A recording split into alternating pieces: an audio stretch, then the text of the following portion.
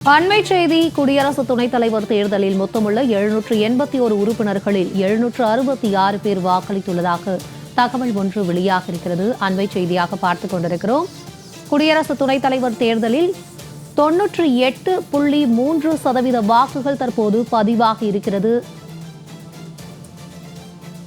குடியரசு துணைத் தலைவர் தேர்தல் நாடாளுமன்ற வளாகத்தில் காலை 10 மணி முதல் மாலை 5 மணி வரை இந்த வாக்குப்பதிவு நடைபெற்றது. தற்போது குடியரசு துணைத் தலைவர் தேர்தலில் நாடாளுமன்ற வளாகத்தில் காலை 10 மணி முதல் தற்போது 5 மணி வரை நடைபெற்றது.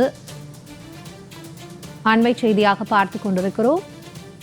குடியரசு துணைத் தலைவர் தேர்தலில் மொத்தமுள்ள 781 உறுப்பினர்களில் 768 பேர் வாக்குப்பதிவு செய்துள்ளனர். குடியரசு துணைத் தலைவர் தேர்தலில் 98.3% வாக்குகள் பதிவாகி உள்ளதாகவும் தேர்தல் ஆணையம் தெரிவித்திருக்கிறது. அண்மை செய்தியாக பார்த்துக் கொண்டிருக்கிறோம். காலை 10 மணி முதல் மாலை 5 மணி வரை 98.3% வாக்குகள் பதிவாகியுள்ளதாகவும் குடியரசு துணைத் தலைவர் தேர்தலில் 98.3% வாக்குகள் பதிவாகியுள்ளதாக தகவல் வெளியாகியுள்ளது.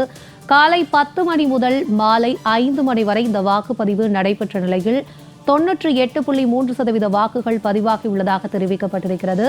குடியரசு துணைத் தலைவர் தேர்தலில் மொத்தமுள்ள 781 உறுப்பினர்களில் தற்போது 768 வாக்குகள் பதிவாகியுள்ளதாகவும் தெரிவிக்கப்பட்டிருக்கிறது. அண்மை செய்தியாக பார்த்துக் கொண்டிருக்கிறோம். இதுகுறித்து எமது சிறப்பு செய்தியாளர் யோகேஸ்வரன் தரும் கூடுதல் விவரங்களை கேட்கலாம். வணக்கம் யோகேஸ்வரன். தற்போது குடியரசு துணைத் தலைவர் தேர்தலில் 98.3% வாக்குகள் பதிவாகி இருக்கு. இது குறித்தான முழு விவரங்களை பதிவு பண்ணுங்க. பிரியங்கா, நாட்டின் 17வது குடியரசு துணைத் தலைவர் தேர்தல் என்பது இன்று காலை 10 மணிக்கு தொடங்கி இன்று மாலை 5 மணி வரை நடைபெற்றது.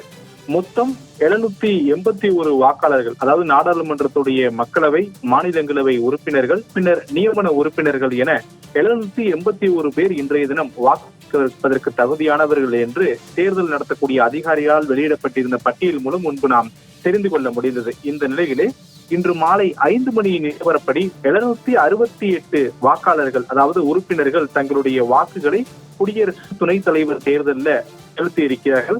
சதவீதத்தின் அடிப்படையில் 98.3% வாக்குகள் என்பது நாட்டின் 17வது குடியரசு துணைத் தலைவர் தேர்தலில் பதிவாகி இருக்கிறது. இப்போது நாட்டின் 17வது குடியரசு துணைத் தலைவர் தேர்தலுக்கான வாக்குப்பதிவு நிறைவடைந்து விட்டது. இப்போது 15வது குடியரசு துணைத் தலைவரை தேர்வு செய்வதற்கான அந்த வாக்கு எண்ணிக்கை தான் நாடாளுமன்ற வளாகத்துல தொடங்கி இருக்கிறது. அதற்கான காட்சிகளையும் இப்ப நீங்க திரையில பார்க்க முடியும். எப்படி இந்த வாக்குகள் எண்ணக்கூடிய பணிகள் நடைபெறும் அப்படின்ற ஒரு கேள்வி பலருக்கு இருக்கலாம். முதல்ல பதிவான வாக்குகள் அனைத்திலுமே செல்லக்கூடிய வாக்குகள், செல்லாத வாக்குகள் அப்படின்னு பிரிப்பாங்க. ஏனென்றால் ஏற்கனவே இந்த தேர்தலில் வாக்குகளை செலுத்தும் போது அதற்கான விதிமுறைகள் இருக்கிறது. குறிப்பாக இந்த வாக்குச்சீட்டுல நம்பர்கள் அடிப்படையில் மட்டுமே எழுதப்பட வேண்டும், எண்கள் அடிப்படையில் எழுதப்பட வேண்டும், லெட்டர்ஸ் அடிப்படையில எழுதக்கூடாது. குறிப்பிட்டு தன்னுடைய வேட்பாளர் முதல் தேர்வு இவர்தான் அப்படின்னா 1 என்று அந்த இடத்துல எழுத வேண்டும். ONE 1 அப்படின்னு எழுதக்கூடாது. அப்படி எழுதியிருந்தால் அது செல்லாத வாக்காக எடுத்துக்கொள்வார்கள். இப்படியான சில விதிமுறைகள் எல்லாம் இருக்கிறது.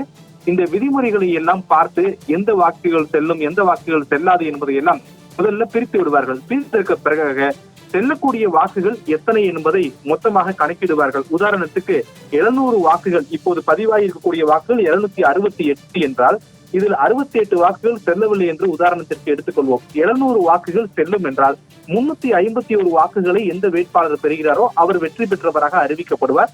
இதற்கான நடைமுறைதான் தற்போது தொடங்கி நடைபெற்று வரக்கூடிய அந்த காட்சிகளை பார்க்க முடியாது. அதிகாரிகள் இந்த வாக்குகளை பிரிக்கக்கூடிய பணிகள்ல ஈடுபட்டு வராங்க. இன்னும் ஓரிரு மணி நேரங்கள்ல நாட்டினுடைய 15வது குடியரசு துணைத் தலைவர் யார் என்பதற்கான அறிவிப்பை அதிகாரப்பூர்வமாக தேர்தல் அதிகாரி வெளியிடுவார் என்று எதிர்பார்க்கப்படுகிறது. மாநிலங்களவையுடைய செயலாளரே இந்த தேர்தலுக்கான தேர்தல் அதிகாரியாக நியமிக்கப்பட்டிருக்கூடிய நிலையில் அவர் தலைமையில் தான் தற்போது இந்த வாக்கு எண்ணிக்கை பணிகள் என்பது தொடங்கி நடைபெற்று வருகிறது. இன்னும் சில மணி நேரங்களில் நாட்டினுடைய 15வது குடியரசு துணைத் தலைவர் யார் என்பதற்கான அதிகாரப்பூர்வ அறிவிப்பை இந்த தேர்தல் முடிவுகள் மூலமாக மாநிலங்களவை செயலாளர் செய்தியாளர் சந்திப்பின் மூலமாக வெளியிடக்கூடுவார் என்றும் எதிர்பார்க்கப்படுகிறது. பிரியங்கா.